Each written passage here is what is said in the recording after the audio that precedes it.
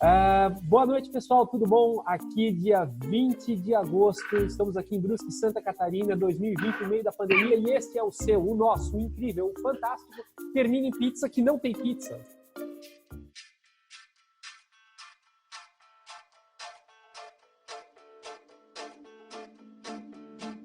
Né? Porque não dá para a gente se juntar, então vamos na teleconferência. Hoje, com a melhor equipe de todos os nossos professores da Vetor, contando com o magnânimo Edu, professor de História, né? O nosso inoxidável professor vindo diretamente da própria URSS, o Karl Marx. O próprio Karl Marx, o nosso professor de matemática mais bolsonarista do universo, Olha, antes de mais nada, eu quero falar que na corrida espacial, o primeiro ser vivo para o espaço foi o próprio dinossauro, que fez o combustível de foguete. Pronto. E eu, o seu host dessa noite, Christian, o seu professor de física, né, mais autodeclarado do que nunca. Vamos nessa, então. Hoje nós vamos falar daquele tema maravilhoso que com certeza vai estar na prova de vestibular, tanto do Enem, quanto da ACAP, quanto em qualquer outro lugar que você estiver nos assistindo, que é Guerra Fria, onde a gente tem agora novos players jogando na brincadeira, com, na verdade, novamente dois lados encontrados ali, uma nova polarização, uma nova guerra, e com vocês, o seu Termina. Certo, pessoal, estamos de volta aqui, então vamos começar. Eu acho que todo mundo concorda aqui que nós vamos começar falando do início da Guerra Fria, da primeira Guerra Fria que nós tivemos, né? Que foi lá em 1949, acho que foi isso, né, Edu? Não sei. Quem quer falar? Quem quer comentar alguma coisa? Edu tem que puxar o fio ali. Olha, eu posso começar falando, né, já com o fim da Segunda Guerra Mundial, a questão da corrida armamentista que a própria guerra ela incentiva, né? E principalmente para o campo de vocês, vamos botar simplesmente na física, a questão do desenvolvimento da tecnologia das armas nucleares, né? Que é uma coisa que vai ser bastante forte nessa questão aqui. Na Segunda Guerra Mundial você tem o desenvolvimento das armas nucleares, da tecnologia de propulsão a foguete, né? Os loucos lá, os alemães fazendo lá aquela V1, a V2 e um monte de plano meio louco. Aí a Rússia entrando nessa merda toda, né, jogando tudo no ventilador. Eu ia só fazer uma citação já na primeira colocação que eu ia colocar, falando a respeito ali dessas armas todas. Saiu na sexta-feira agora, na última sexta-feira, o Nerdcast falando só sobre guerras alemãs da Segunda Guerra. Então, ali se comenta a respeito da V1, se comenta a respeito da V2, de todas as armas que foram desenvolvidas durante a Segunda Guerra Mundial, né? Inclusive aquele papo maluco, né? Sempre, não, foram os alemães que desenvolveram a bomba atômica, os americanos roubaram o projeto todo. Não, gente, isso não aconteceu.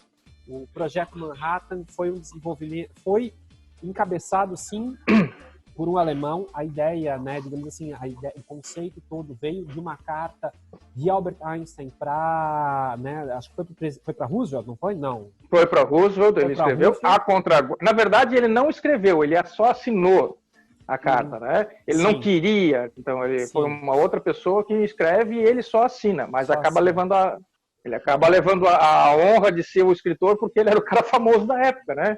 Sim.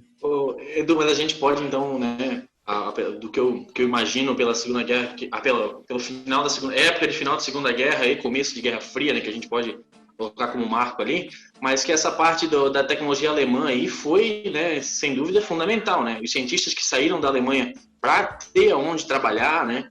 Porque a gente fala muito que os Estados Unidos sequestrou o cara e tal, mas eu pensando hoje, né, como se eu fosse um cientista e eu estou num país que acabou de ser detonado, destruído, perdeu a guerra, mas eu quero continuar meu trabalho. Óbvio que na época eu procuraria uma das duas potências, né?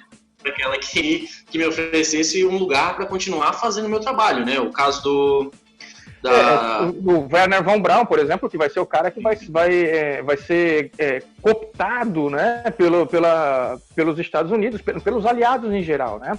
A questão da tecnologia, a tecnologia em si, ela foi incrível, assim, porque uma coisa interessante, existe um mito que a Alemanha ela tinha os melhores equipamentos do mundo no início, durante toda a guerra, o que não é verdade. Ela passa a desenvolver a tecnologia só na metade final, quando os caras percebem que estão perdendo. Aí os caras desenvolvem tecnologias, assim, começam a jogar na tecnologia.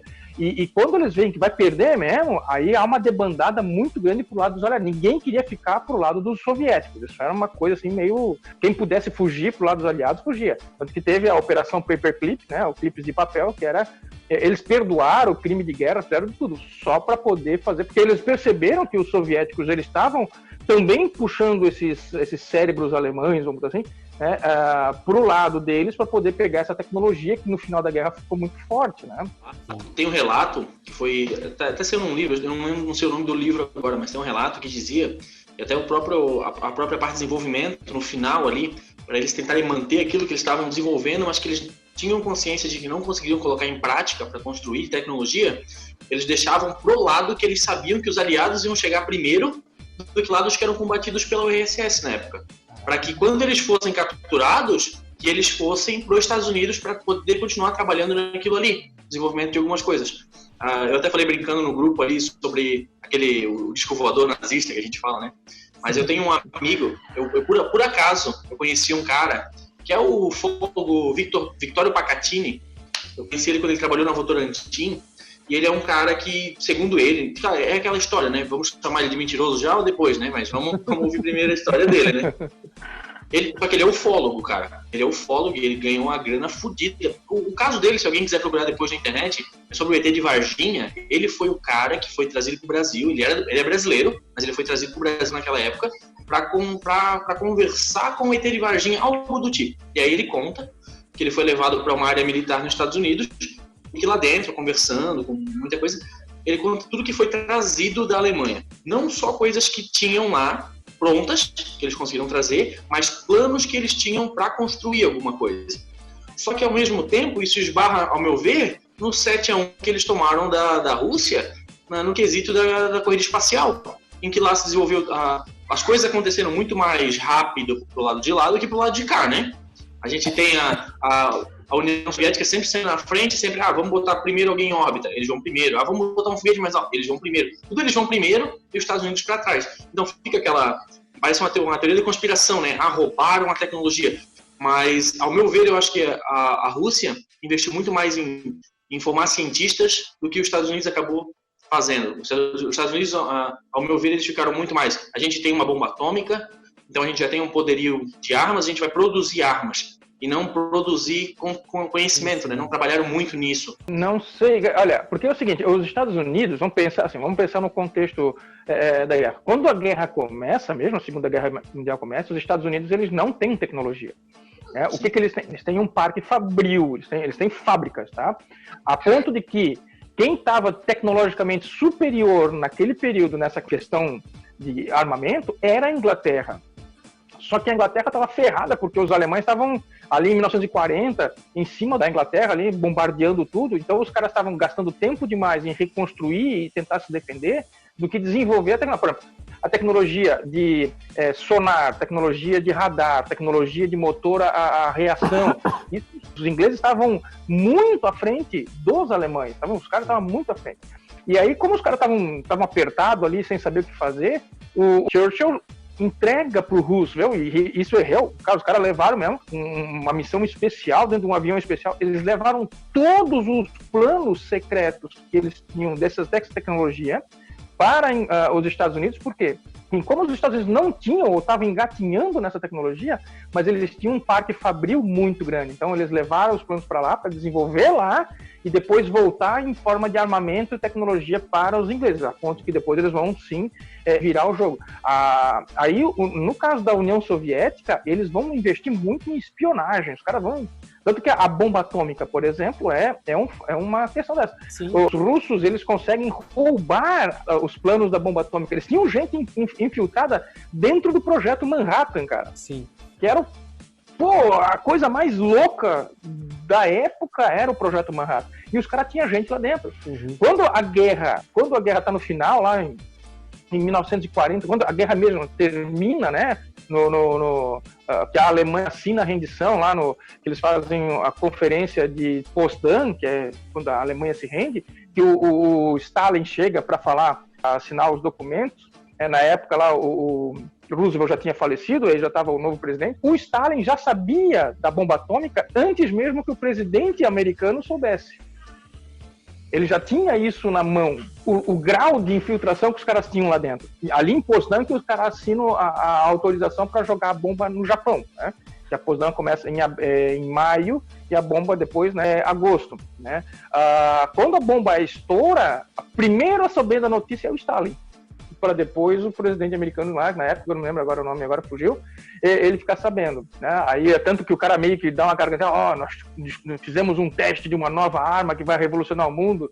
Aí o Stalin, é verdade, nossa, que coisa! Né? Bom, quando tu me souber, tu me fala o que é, né? Mas o cara já tinha um relatório completo na mão. Então os russos investiram pesado durante a Guerra Fria inteira em espionagem, assim como os americanos, os ingleses, né? E todos em geral vão fazer isso muito pesado. Talvez investindo mais em tecnologia, né? O Wernher von Braun vai trabalhar na NASA, que os Estados Unidos desenvolvem a NASA exatamente para isso, para desenvolver essa tecnologia espacial. Só que o Wernher von Braun, ele vai trabalhar na NASA, só que ele não tem vamos dizer assim, aquela autorização superior que desse para ele toda aquela vantagem, né? Já os russos tinham um cara que praticamente leva nas costas todo o sistema, o cara projeta as naves Soyuz, projeta tudo lá, e que ele leva praticamente nas costas todo o projeto espacial russo. Né? Enquanto eles tinham a bomba atômica outras pessoas faziam, mas os foguetes mesmo eram praticamente tudo feito pelo mesmo cara. Até era muito louco, o cara carregou nas costas o projeto inteiro. E eles faziam muito da coisa, assim, funcionou. Né? Não funcionou, explodiu, beleza, a gente já sabe que aquele sistema não funciona, vamos para outro. Os russos não eram muito práticos. Isso é uma coisa legal. Mas isso aí eu acho legal, essa parte da praticidade, né? Tem muita gente que fala, né, que após a morte é o Sergei, esse cara que tá falando é o Sergei, né? Uhum. O Sergei, né? Cara, não lembro sobre o sobrenome dele. Ele que era o cara que mandou geral ali, né? Mas diz que após a morte dele, o maior problema que a União Soviética teve para não continuar dominando é que eles, junto com esse negócio de espionagem, eles queriam fazer as coisas tão secretas que um grupo estava trabalhando em um projeto e o outro grupo estava trabalhando em outro projeto. Eles não tinham comunicação como nos Estados Unidos, né? Que posteriormente a NASA vinha e unificava, né? Eu já não sei dizer. Mas dizem assim, que os polos deles eram muito, tipo assim, a informação ia para ele. Então, quando ele morreu, tanto que ele passou a ser conhecido como o cara da parte da corrente espacial, do desenvolvimento espacial russo, só depois da morte dele. Então, quem foi esse cara que morreu? Vou homenagear ele porque ele fez isso na parte de troca de informações. Então, era muito fechado e acabou dando uma atrapalhada. Eles tiveram que parar e ver, não, cara, isso tá muito errado. Enquanto os Estados Unidos, depois da fundação da NASA, então passou mais a unificar. Todo mundo que estava dentro da NASA tinha acesso aos projetos, então eles conseguiam saber. Desenvolveu alguma coisa, sei lá, num projeto Gemini que estava dando certo, se utilizou depois no Apollo. Não podia fazer a mesma coisa na União Soviética. Os caras tinham um projeto, aquele projeto deu errado, fecha ele, vão para outro, mas e cadê aquela informação? Isso, né? Isso é uma coisa que aconteceu lá e que fez com que na parte final ali, né, da disputa da corrida espacial, que a União Soviética acabasse ficando um pouco para trás dos Estados Unidos, na parte final, né?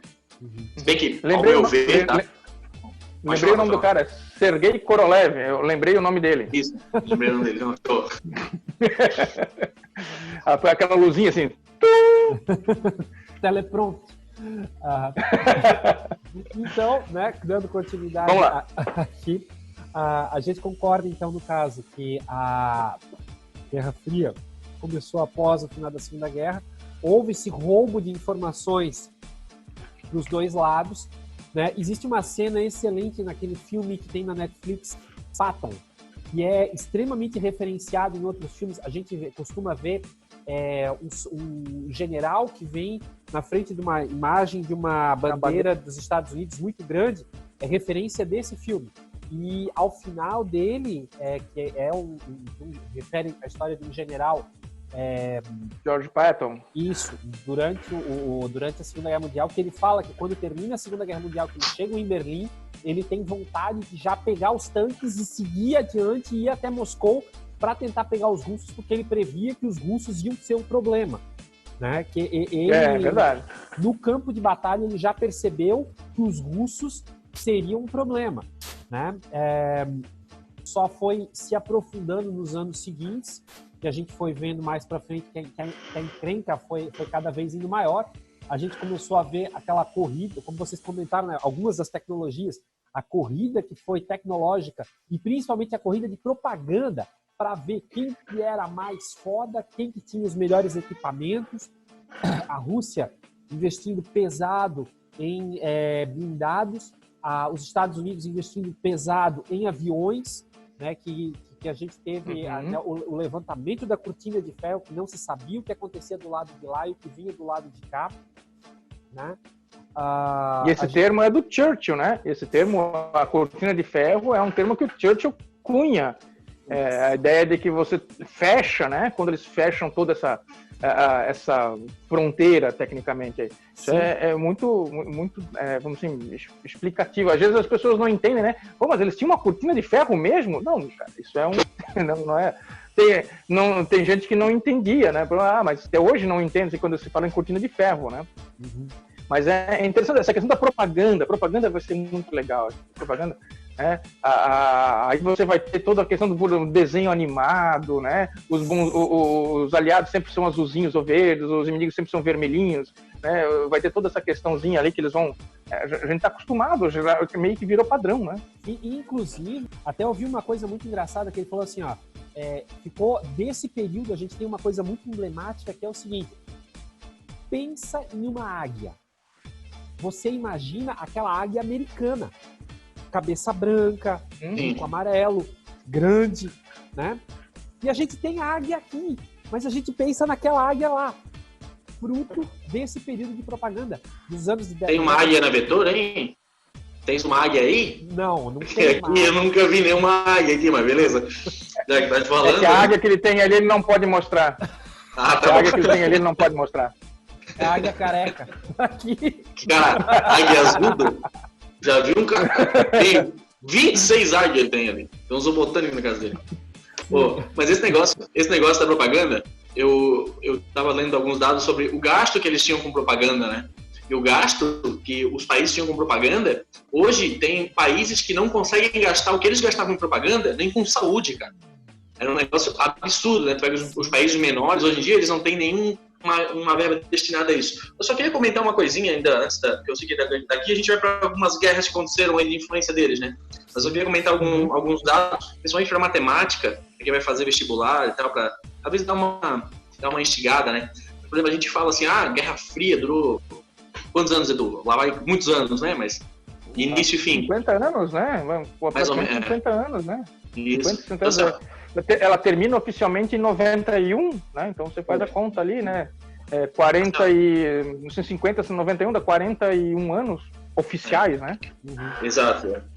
Porque assim, ó, a gente fala, porque a corrida espacial, os caras mandando foguete, não sei o que, cara, assim, ó, falando de matemática e física, né? Vamos pro primeiro uns dados, por exemplo, né? Quando eles começaram a soltar foguete, que eles diziam que chegaram no espaço, eles estavam indo a 105 metros de altura só, a 105 quilômetros de altura. Razoavelmente, hoje, isso é 1/4 do que está a estação espacial. A 1/4. Ele ia e explodia, raramente conseguia voltar. Levou muito, acho que levou até 16 ou 17 anos para conseguir voltar. Coisas vivas, eu sei que eu peguei um livro de história, eu lembro até hoje, assim, ó, que foi uma das coisas que eu sempre gostei dessa parte de guerra, mas essa dali foi uma informação, assim, eles falavam da cachorrinha Laika, por exemplo, né, que foi junto com satélite. Né? Não, ela não foi com satélite, ela foi com... não era um satélite. Bom, podia ser um satélite. Era um satélite.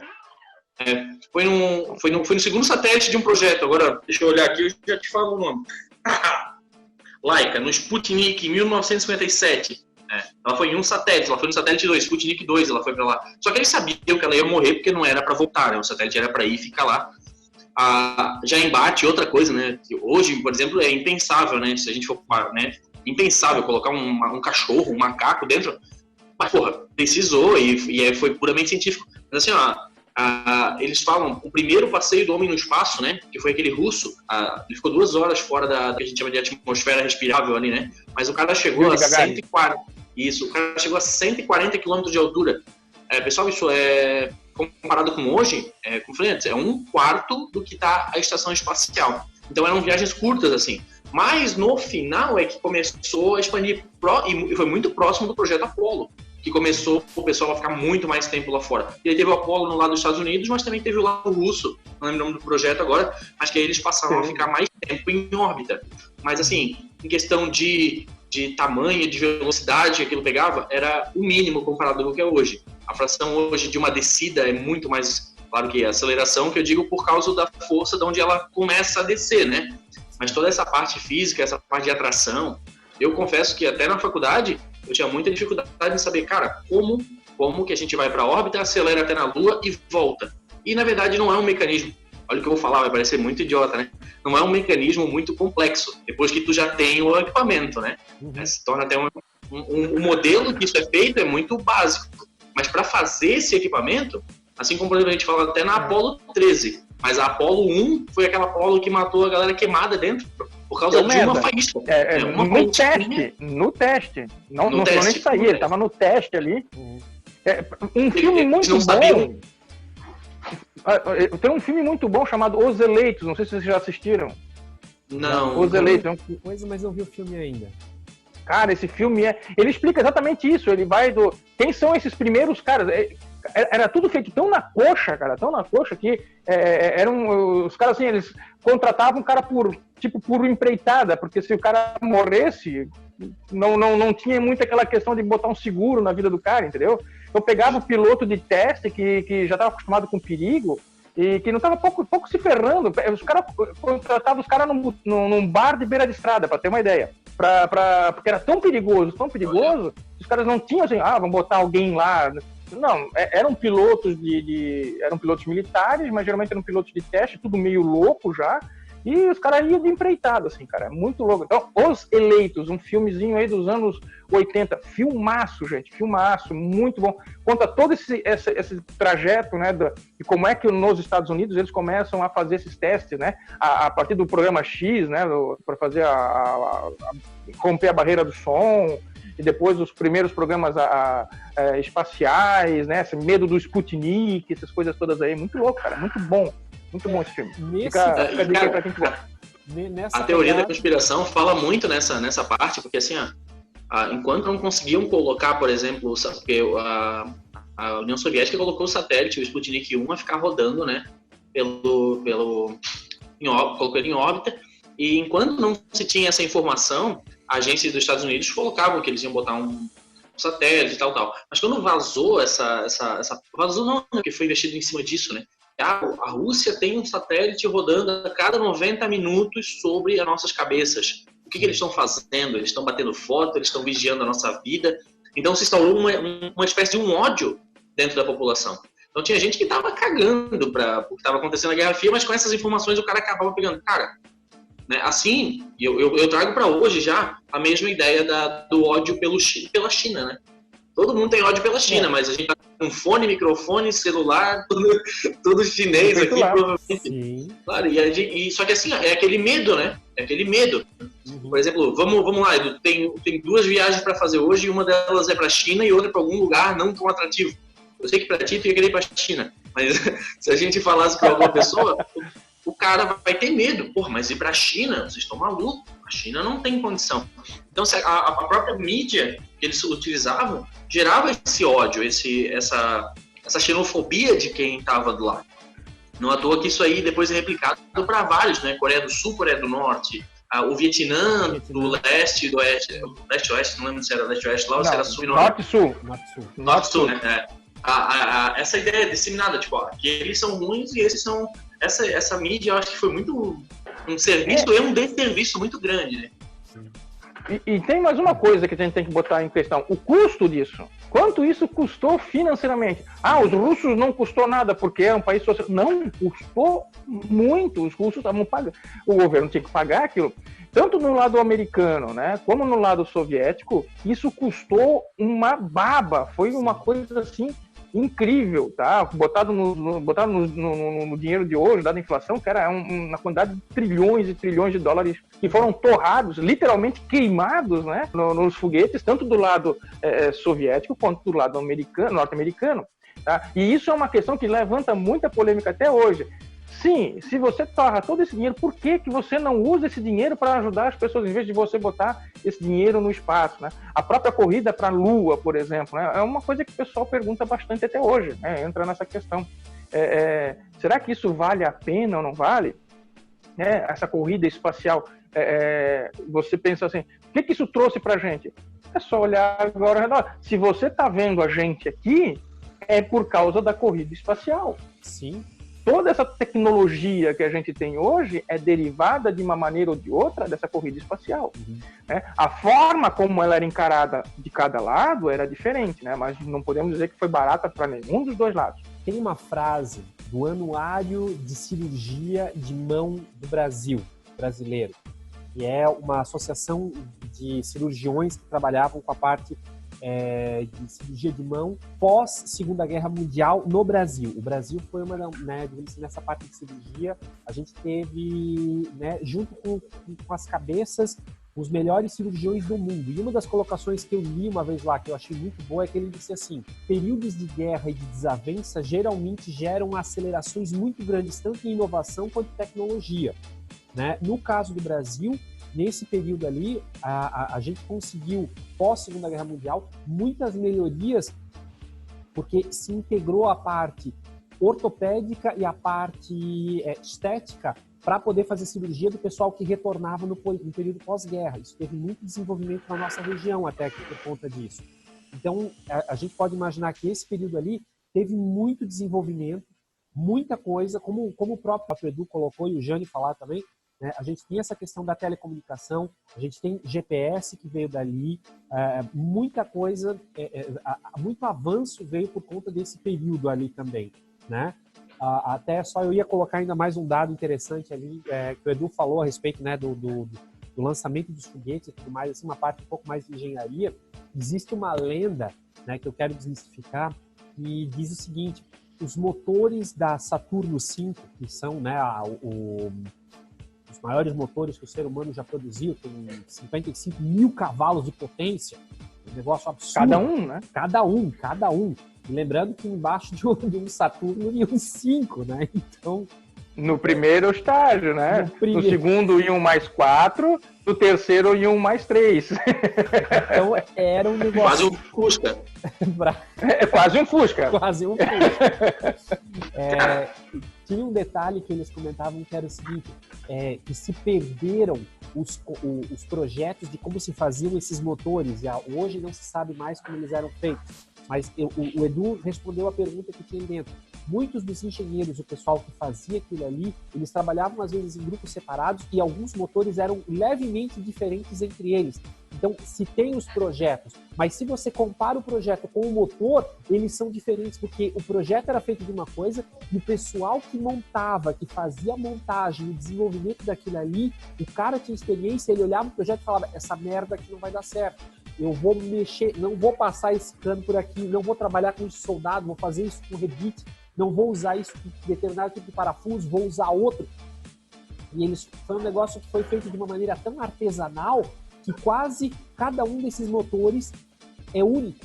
Então, existem os projetos, mas cada motor não é exatamente igual àquilo ali. E o pessoal da NASA, eles têm os motores ainda, eu acho que são 10 ou 12 motores ainda guardados desse dali, mas ninguém quer mexer neles, nem utilizar eles, porque o sistema de Saturno, obviamente, inutilizava o motor depois do uso. Então, eles guardam aquilo ali ainda, mas não é igual os motores que a gente tem hoje das Falcon, né, que são da SpaceX. Que são motores, como você falou, com uma eficiência infinitamente maior.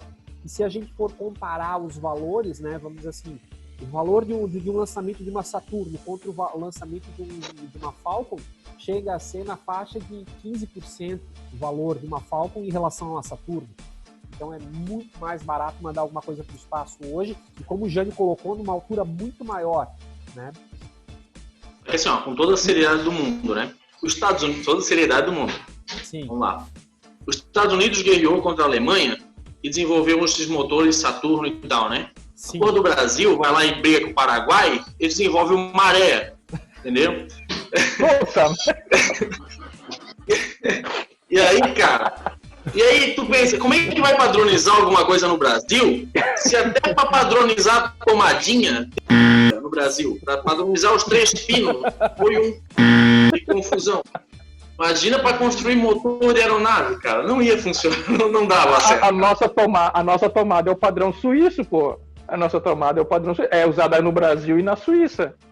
Não, tu acha que a mesma tomada que tem aí é que tá aqui no Christian, é que tá aqui comigo? Eu acho que não, cara. Nós estamos falando do Brasil.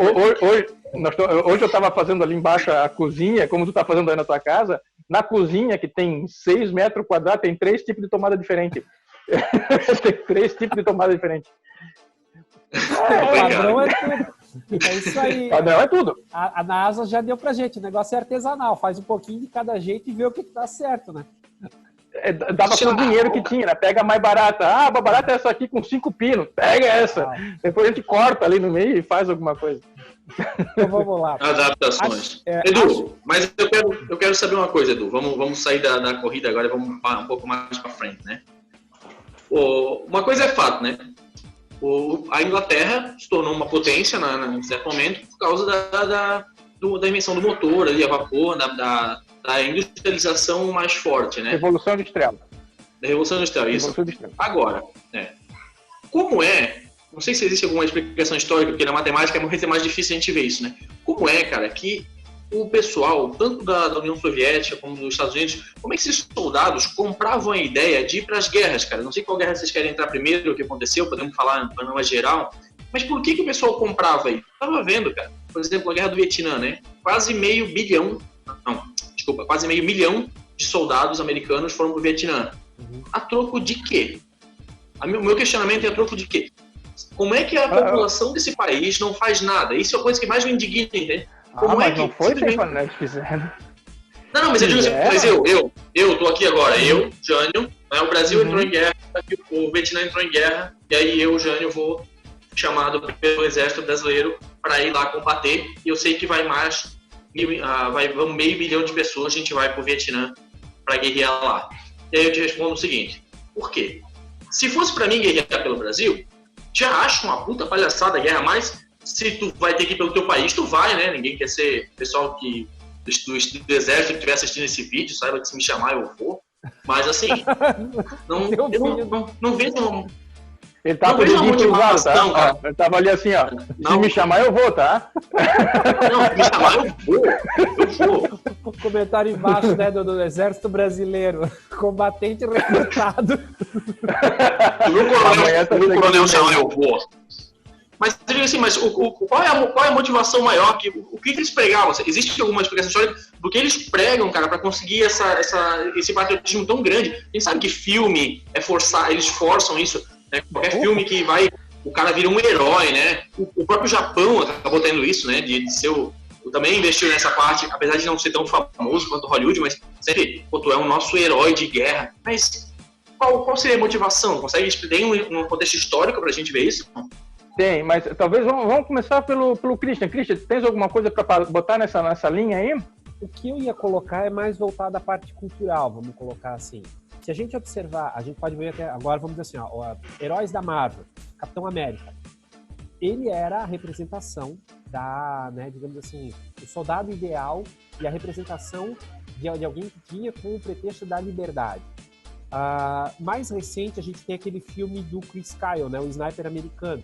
A gente pode ver no final do filme uma imensa comoção por conta, né, do abate de um soldado. O americano, ele tem muito isso, muito claro na mente dele, essa questão de, né, digamos assim, esse cara, ele é um servidor público que defende a liberdade, né? É poético, é bonito, isso vende fácil. É fácil incutir isso na mente eu acho, do americano.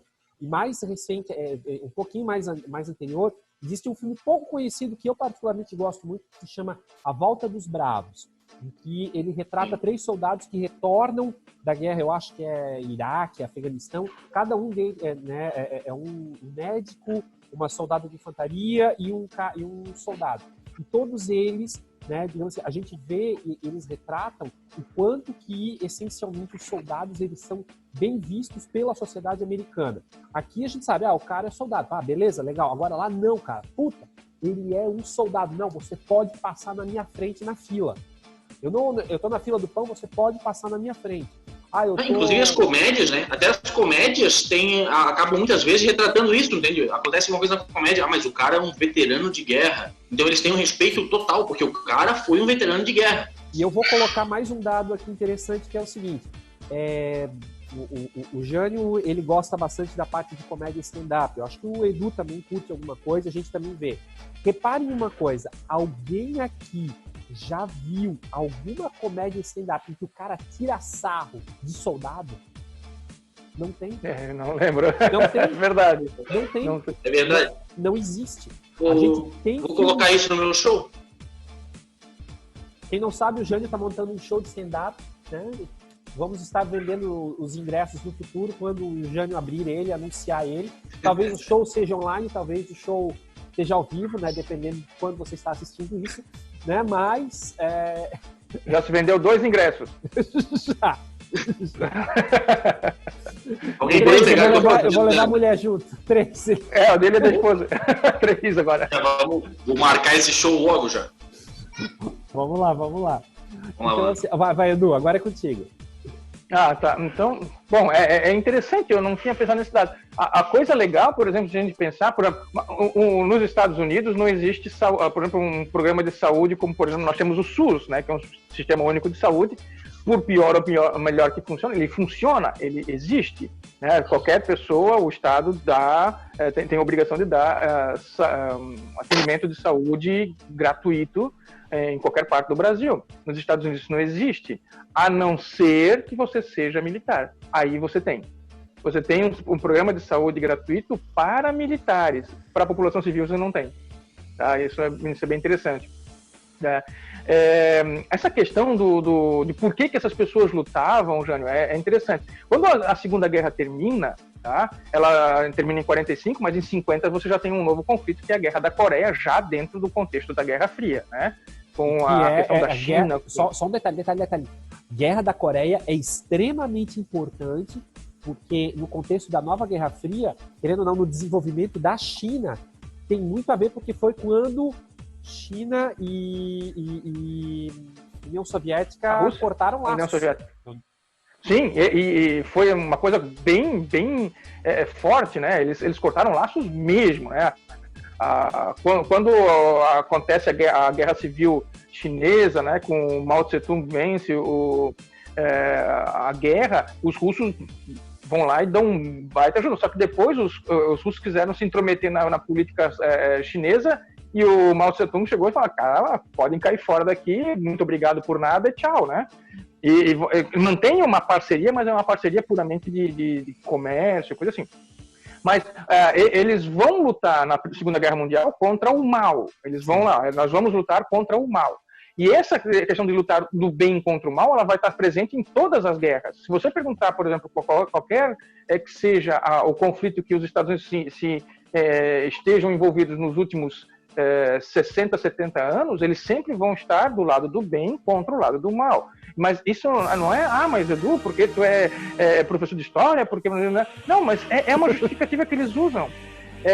A guerra do Vietnã vai ser exatamente a mesma coisa. Nós temos que impedir que eles sejam... e dar a liberdade para o governo do Vietnã. Só que ninguém perguntou para os caras do Vietnã se eles queriam isso. Então foi uma coisa, porque no fim, o próprio Vietnã do Sul estava um pouco se ferrando do que estava acontecendo. Entendeu? E a população em si não estava muito afim. Quando tu fala em 500 mil, meio milhão, não foi de uma... O pessoal fala, mas meio milhão só... Não, meio milhão no total, não de uma vez só. No total. Eles foram, acho que O máximo que eles tiveram no Vietnã, e de pessoal no Vietnã, foi 150 mil, acho que foi em 68, 69, mais ou menos, quando eles estavam com 150 mil. Daí para frente eles começam a diminuir o efetivo. Mas eles vão àquela questão de lutar do bem contra o mal. Mas os próprios soldados em si já não estavam engolindo mais essa.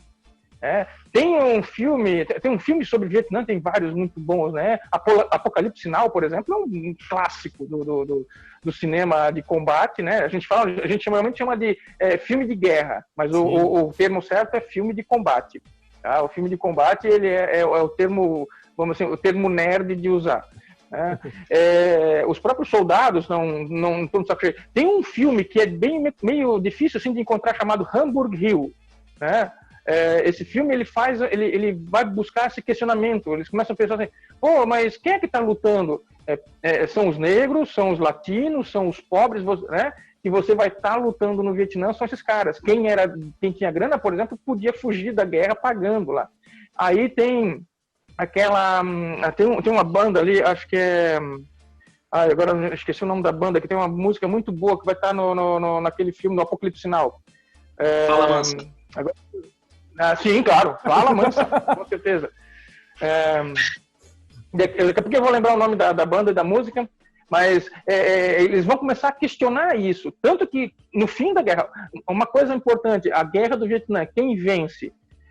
Militarmente, quem vence são os norte-americanos. Politicamente, quem vence são os norte-vietnamitas. Então, é uma guerra que eles ganharam, porém perderam. Ganharam no combate, né, e perderam na política. E aí foram, né, se retirar. Então, é uma coisa bem complexa a guerra do Vietnã.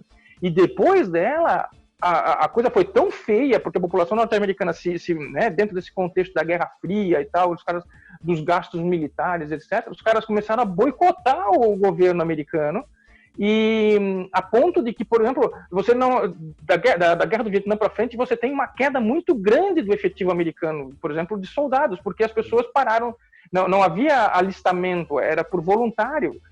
E a partir de 1976 para frente, eles tiveram que fazer alistamento, porque não tinha mais voluntário suficiente para repor os soldados que estavam saindo, cara. Então foi uma coisa muito pesada, e eles ficaram muito queimados, né? E aquela ideia de lutar do bem pelo mal começou a perder muito esse vamos assim, brilho, né? Sim. Esse brilho que eles tinham jogado. Aí o pessoal já não engolia mais, né? Eles falam, nós estamos lutando por quê? Pelo interesse do país, pelos interesses da nação. Os interesses da nação estão em jogo e nós temos que defender. Goste eu ou não, eu sou uma ferramenta nesse processo. Sim. As guerras de hoje são travadas dentro desse contexto. Nós somos uma ferramenta e nós estamos lutando pelo bem do nosso país, não é? Pelos interesses, não pelo bem, mas pelos interesses do nosso país. Cara, tem uma informação que eu peguei em um filme, e até há muito tempo, e aí hoje, como a gente, né, tratou do tema Guerra Fria, eu acabei indo procurar para ver se eu confirmava. Em alguns lugares eu achei, outros não, mas talvez vocês tenham visto. Mas reza a lenda, reza as informações ali, que a Guerra do Vietnã utilizou 3 vezes mais bombas do que a Segunda Guerra Mundial. Que foi um gasto extremo, um equipamento militar, foi um negócio absurdo para os Estados Unidos, né? O gasto deles, de antes para agora, para essa guerra, né? Foi algo totalmente assim... Hoje seria fora dos padrões. Nenhum congresso autorizaria hoje, por exemplo, um gasto que eles tiveram com bombas. Seria algo completamente fora do normal. Você tem essa informação também? Vai lá, Eu sinto muito que na Guerra do Vietnã foi aquela vontade doida de, digamos assim, nós temos que pensar, a Guerra do Vietnã foi o quê? Década de 70, Edu? Só me confirma ali. Foi 60 a... não, a guerra foi entre... Acho que foi 62, 63, aquela começa devagarzinho, né? Sim. O incidente de Tonkin começa lá e tal, e meio que ela não... Vai difícil dizer assim quando ela começa, né? Oficialmente, né? Sim. É só o que eu ia colocar, é que o que eu sinto muito da Guerra do Vietnã foi o seguinte, nós estávamos meio que no ápice da Guerra Fria, nós tínhamos toda aquela tecnologia desenvolvida, principalmente do ponto de vista militar, nós tínhamos bombardeiros B-52, acho que era, né, que são os maiores bombardeiros Sim. que a gente tem, inclusive, até hoje. Tinha-se motor a jato, tinha-se helicóptero de combate, tinha-se os fuzis, equipamento, rifles, agente laranja, napalm, tudo isso tinha sido desenvolvido. Então, quando tinha-se aquilo ali, era-se, vamos dizer, praticamente um comercial de TV para as outras, para outros países verem a projeção de estar naquele bloco, as vantagens de estar ali dentro. Então, eu vejo que os caras gastavam, sim, mas também para, digamos assim, desenvolvemos isso aqui, agora vamos usar. Eu penso nisso. Sim, temos que justificar por que a gente fez, né? Exatamente. E o legal a gente pensar, por exemplo, nessa questão, né? O B-52, por exemplo, só a Operação Roller Thunder, que é uma operação que os caras fizeram para literalmente limpar as florestas do Vietnã do Norte, que os caras jogaram centenas de milhares de toneladas de bomba de uma vez só, assim, uma coisa louca. Se você pegar uns vídeos no YouTube, vocês vão ver, cara. A Operação Roller Thunder foi na 68, 69, por exemplo. Ali perto da ofensiva do Tet e tal. É coisa de louco, bicho. Os caras jogaram tanta bomba, mas tanta bomba, que os caras estão achando bomba de vez em quando lá. Tanta bomba, gente. Eu vi uns videozinhos na internet, lá no Vietnã, que os caras usam bomba para fazer cerca de... bombas não explodidas, né? Usam para fazer cerca de quintal, em alguns lugares no Vietnã. Tá? Os caras têm lá uns montes. Oi? Será que vende no eBay? Vende, deve ser. Achei aqui uma bandinha que quase ninguém conhece, chama-se Creedence, né? Creedence Clearwater Revival, nunca é certo o nome dele. E a música é Fortnite Song, não Song, né? Fortnite Song. Acho que é essa aqui que vocês devem conhecer. Sim. Essa música é muito legal. Pega a letra dela fala exatamente essa questão de quem é que está lutando no Vietnã. É o cara pobre, né? Eu não sou filho de senador, eu não nasci com colheres de prata na mão, então esse cara é o cara que está lutando no Vietnã. É muito louco essa música, cara. Eu vou citar fazer uma citação de música aqui, agora o meu lado musical também vai entrar. Talvez você conheça aquela música do The Doors, que eu vou colocar também depois na edição, você deve estar ouvindo agora, e é aquela Love Me Two Times, em que na letra ele fala, me ame 2 vezes porque amanhã eu tô indo embora. E ele tá querendo dizer porque me ame hoje 2 vezes porque amanhã eu vou embora. É a referência do jovem americano que está sendo enviado, no caso, para a Guerra do Vietnã também. Sim. Nós temos uma música que fica muito famosa também, do Paint in Black, esqueci o nome da banda. Rolling Stones? Rolling Stones, né? Rolling Stones, Paint in Black, acabou ficando famosa naquele filme Nascido para Matar. A música final do Nascido para Matar, muito bom filme, recomendo pra caramba, esse filme é fantástico. Tem muitos filmes bons, cara. Até mesmo o Rambo é um filme interessante. Sim. Né? O filme Rambo é legal. O primeiro Rambo eu acho muito bom, na verdade. Sim. O primeiro Rambo. Vou ter que conectar aqui o celular que tá acabando a bateria. O Top Gun, ele vai ser um filme interessante pelo seguinte. Deixa eu puxar aqui que eu vou estar acabando a bateria, tem que conectar aqui. O Top Gun, ele vai ser um filme que vai ser criado por encomenda pela Força Aérea Americana. Não sei se tu tá sabendo disso. Sim. Isso, porque eles como eu falei, depois do Vietnã, os caras perderam tanto efetivo, que estava tão queimado, que os caras começaram a investir em um monte de lugar. Aí eles chamaram os caras de Hollywood e falaram, nós precisamos glorificar aqui, fazer um filme legal. E aí eles pegam um ator que estava começando na época, né? E faz um filme de ação muito bem feito, né?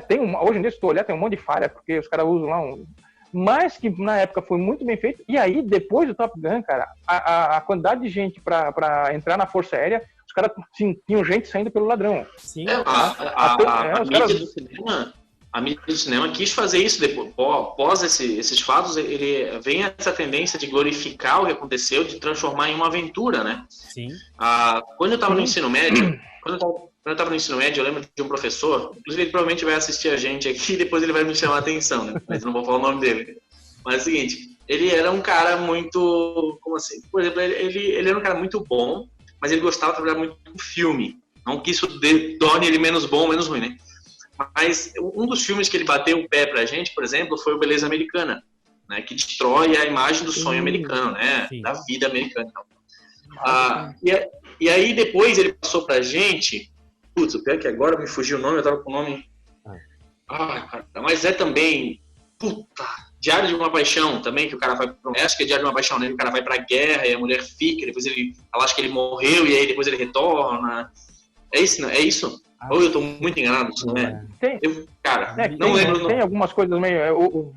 Vai falhando, mas assim, ele quis dar um contraponto em cima disso, entende? De como o cinema colocava, por exemplo, tua vida tá meio chata, meio não tem nada pra fazer. Olha, no exército, cara, além da emoção de tu poder guerrear, de tudo, tu vai ter mulheres, tu vai ter uma vida de viagem, tu vai mostrar um outro lado, assim, existe o lado ruim, mas dava mais uma ênfase, tipo assim, ó, quer se realizar na tua vida? Volta pro exército, cara. Não tem nada pra, né? Não tá bom? Vem pro exército, o exército aqui, ó, vai dar um jeito, né? O cinema tem essa facilidade de demonstrar isso, né? Por exemplo, o meu menino, ele tem 3 anos, se eu boto o desenho do Hulk, ele quer ser o Hulk. Se eu boto o desenho do Homem-Aranha, ele quer ser o Homem-Aranha.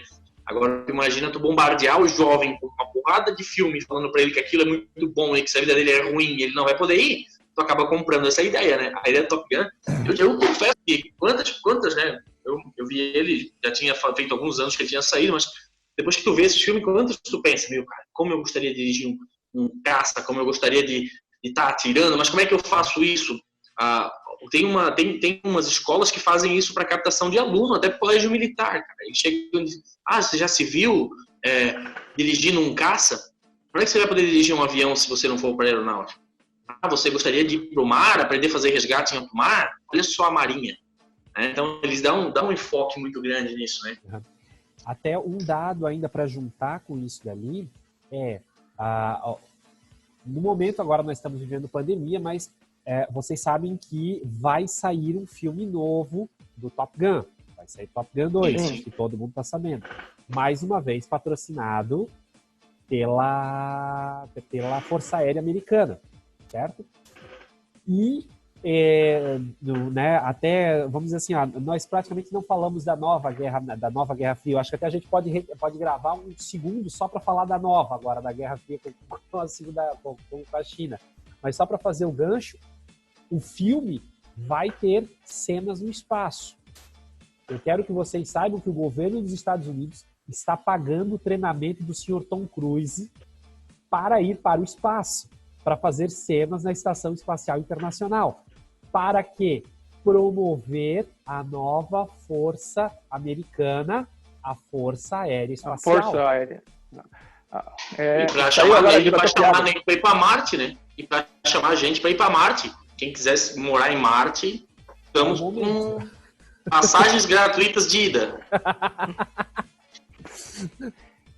Sobre a nova Guerra Fria, então, o que a gente pode falar sobre essa nova guerra? Já tá no corrida fim, armamentista? Já tá no fim. Pô, a gente grava mais um, não tem problema, foi divertido. Mas a pizza nem tá pronta ainda, nem descongelou ali. Essa guerra tá tão fria que tá dando neve na região aqui. É capaz de amanhã a gente acordar com neve na porta, né? Então, assim, para faltar ainda mais uns 5 minutinhos aqui, vamos passar um pouquinho. Vamos falar da crise dos mísseis de Cuba, que eu acho que é assim Não foi essa que o Charles Xavier resolveu pra gente? Foi aquela que o Charles Xavier só resolveu.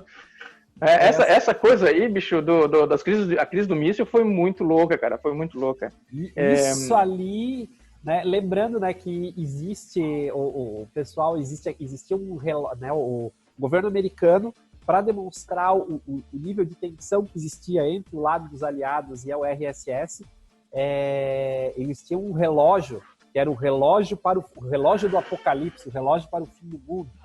Quando deu a crise dos mísseis, eles adiantaram, acho que quase em 5 minutos o relógio para chegar à meia-noite, que seria uma representação de quanto tempo faltava para o fim do mundo, né? Esse relógio ainda existe. Vocês vão vendo aí que eu vou procurar aqui, eu quero saber qual é a situação desse relógio do apocalipse aí, hoje. Esse relógio, na verdade, a gente tem que pensar que ele é um relógio fictício, né? Tem gente que pode pensar que ele era de verdade. É um relógio fictício, ele representava que quando os 2 ponteiros marcassem meia-noite, então seria guerra nuclear, ela estaria acontecendo. Então, acho que ela chega até 11 horas, 11 horas mais ou menos, ela fica sempre marcando 11 horas, porque como existem muitas armas nucleares ainda no planeta, ela não pode, por exemplo, atrasar bastante, né? E quando uma crise vai adiantando, o relógio vai, tipo, o ponteiro vai puxando mais perto da meia-noite, né? Sim. Nessa crise de Cuba, eu acho que ele chegou assim a 1 minuto da meia-noite, cara. Os caras estavam com os dedos já nos botões ali para tirar. Foi muito louco, bicho. Foi uma coisa 64, 66 por aí. Não, acho que foi mais, nos anos 60. Os anos 60 são muito... Cara, se a gente pensar, os anos 60, de 1960 a 69, né, com a pisada do homem na Lua, com Neil Armstrong, chegando lá na Apollo 11, cara, os anos 60 foram muito loucos, cara. Que época para se viver como foi os anos 60. Imagina, Woodstock, o programa Apollo, crises de Cuba, guerra do Vietnã. Cara, é uma coisa muito louca, bicho. O que foi os anos 60, bicho? Se fosse uma época para voltar, eu acho que eu voltaria para os anos 60, né? Tá tranquilo? Na boa. Eu tô procurando um filme aqui do George Clooney. Cara, o George Clooney fez um filme muito bom. Deixa eu pegar aqui se eu consigo achar o nome. O Retorno. Não, mas enquanto tu procura, eu vou dar uma dica de filme aqui imperdível, cara. Na Netflix tem um filme que fala muito sobre Guerra Fria. Só não consigo lembrar o nome. Acho que o nome do filme é Guerra Fria. De fato, o nome do filme. Guerra Fria. O nome é um filme independente. Um filme independente do Clooney. Sabe que tem esses artistas que depois que eles chegam num nível financeiro que eles podem fazer qualquer merda, né? Eles podem financiar qualquer filmezinho que eles quiserem, né? Eles fazem uns filmes blockbusters, assim, daí eles ganham um grande dinheiro, aí eles fazem os filmes dele. O George Clooney fez um filme desse chamado, deixa eu pegar aqui, Código de Ataque. No Brasil, o nome do filme é do ano 2000. É um filme todo em preto e branco, cara. Todo em preto e branco, mostrando uma hipotética situação em que um computador dá um código de ataque errado para um grupo de bombardeiros norte-americanos, e os caras vão jogar a bomba em cima de Moscou. Tá? E existia esse sistema, né? Os caras mantinham 24 horas por dia, 7 dias por semana, aviões carregados com bombas atômicas voando sobre o Círculo Polar Ártico, só esperando um código de ataque para jogar as bombas em cima da União Soviética, bicho. Sim. E aí o cara faz um filme muito bom, em que esse código é lançado e os caras, os pilotos, eles são treinados para, uma vez que eles recebam esse código, eles têm que cortar todo tipo de comunicação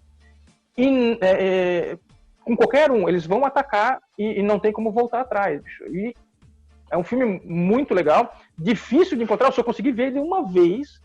Eu estou procurando esse filme desde aquela época, já uns 10 anos, eu não encontro esse filme para poder assistir de novo, cara. É um filme muito legal, sobre como é que se fazia essa lavagem cerebral nos caras, esse treinamento. Muito legal, sobre esse conceito. Eu não sei nem por que eu estou falando isso, mas eu acho que estava no caminho. É show.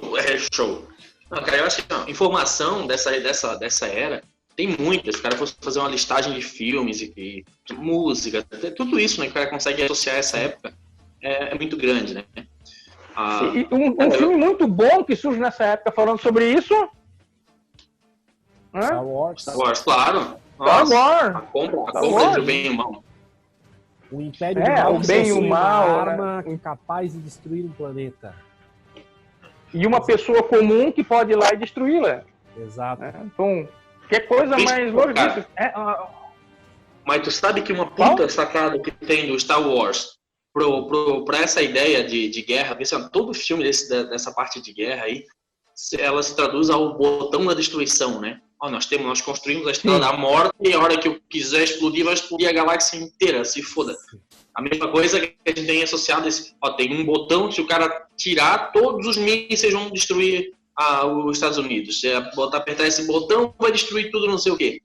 Isso me faz lembrar de uma coisa, cara. Quando eu era muito pequeno, eu morria de medo disso, porque uma vez eu ouvi alguém comentando que os Estados Unidos tinham um míssil que conseguia atingir. Não sei se é uma história, né? Eu nunca nem... Saindo aqui, eu vou procurar no Google se isso é verdade.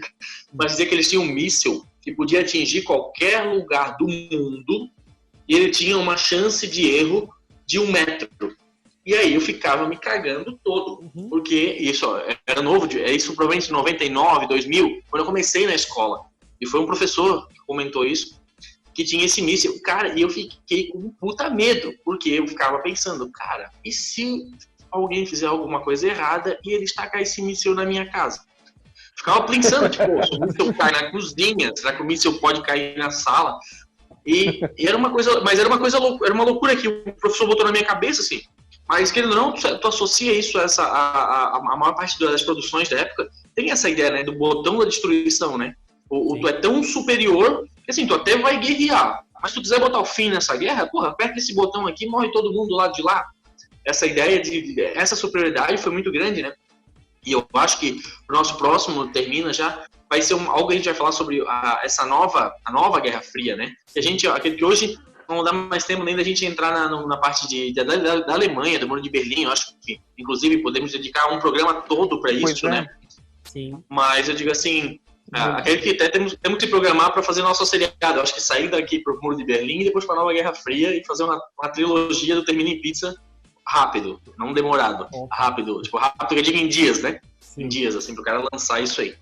Mas essa ideia do poderio que, porra, eu vou destruir tudo, eu detono tudo, meio que fica associada hoje, pô. Por exemplo, cara, hoje quem vai sair na frente agora é quem tiver a vacina do corona. A gente tem essa na nossa cabeça, né? Aí os Estados Unidos vem como a vacina mais promissora e de repente acontece uma invasão de dados e a Rússia acaba saindo agora com a vacina já registrada na OMS, né? Ao mesmo tempo em que a China diz que é uma vacina 100% eficaz e só que a Organização Mundial da Saúde ainda não tem como registrar ela, né? Então se torna uma coisa assim, ó, o que era de antes que para agora não mudou? Mudou o cenário, a gente sabe, né? A informação que as pessoas têm, nem todo mundo imagina, não existe um botão do fim do mundo, não existe um lugar que tu vai apertar e vai destruir o planeta, não existe um míssil que vai pegar em qualquer lugar do mundo. A gente começa a passar a ter essas coisas. Quando eu falo que não pega em qualquer lugar do mundo, é porque vocês não conhecem a Polícia Federal de Curitiba, né? Chegou ali, não entra no Brasil. E não pagar a importação, não entra no Brasil. Não passa. Entende? Se criou um né, mas foi criado uns mitos em cima do poderio de alguns impérios, enquanto outros, por exemplo, não é mais aquilo tudo, assim, né? A gente pensa, porra, mas quem é a maior potência do mundo hoje? A gente tem, dependendo de que ponto que a gente fala, é do ponto econômico, é do ponto de influência, é de mercado, quem é a maior potência do mundo? Acaba tendo... Dá para dar mais uma discussão, né? Dá mais uma hora de discussão, eu acredito, falando sobre isso. Né? Quanto à vacina do Covid, é porque eles não descobriram, que eu vi no WhatsApp, que é um prego enferrujado, água oxigenada e suco de abacaxi, cara.